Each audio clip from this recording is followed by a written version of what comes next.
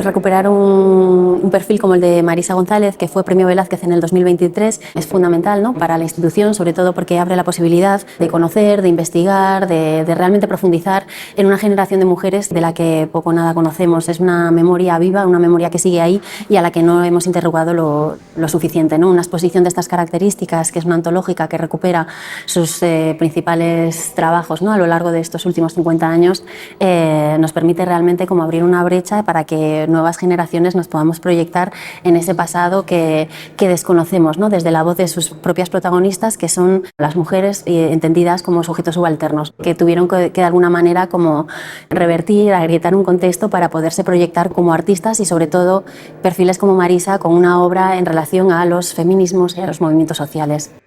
Marisa es una artista muy presente en el contexto de Madrid, desde el asociacionismo, lo estuvo siempre como estudiante, desde el movimiento asociativo como estudiante en la Escuela de Bellas Artes, pero se tuvo que marchar a Estados Unidos en busca de una enseñanza contemporánea, ¿no? Digamos que Marisa venía de una militancia antifranquista, no venía de esa doble militancia, ¿no?, feminista y antifranquista, sino era más antifranquista, y de repente llega a Estados Unidos y se abre como a todo Estados Unidos en los años 70, se abre de repente a todo un activismo que estaba ocurriendo entonces en Chicago y en Washington, ¿no?, en relación al feminismo, a los feminismos, ¿no?, en relación a los movimientos por los derechos civiles, en relación al pacifismo.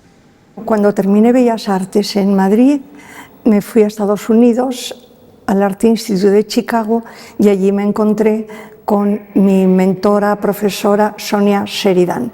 Y entre otras aulas y otros temas, me decidí centrar en ella, que se llamaba Sistemas Generativos. Allí teníamos múltiples máquinas para crear arte. La primera fotocopiadora a color del mundo se había inventado 2 o 3 años antes, la teníamos allí en el aula. Hacía maravillas, hasta tal punto que el inventor de la fotocopiadora decía: yo he creado una máquina que reproduzca lo más fielmente la realidad y vosotros la transformáis esa realidad.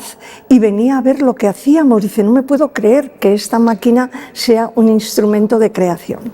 Intento estar al día, pero como digo siempre, cuando yo empecé solo había una máquina, 2, 3 tipos de fotocopiadoras, pero ahora hay 1000 recursos, 1000 máquinas y 1000 vías. Entonces no me quiero dispersar probando todo tipo de herramientas, entonces me concentro en una, aunque ya he probado la inteligencia artificial.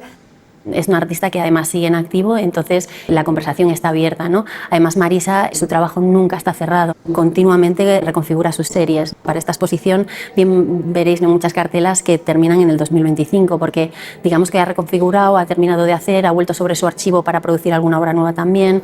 Que vengan a ver la exposición y que verán diferentes etapas. No es una colectiva, es una exposición individual, aunque pudiera parecer colectiva por la diversidad de recursos y de temas que he desarrollado a lo largo de más de 50 años.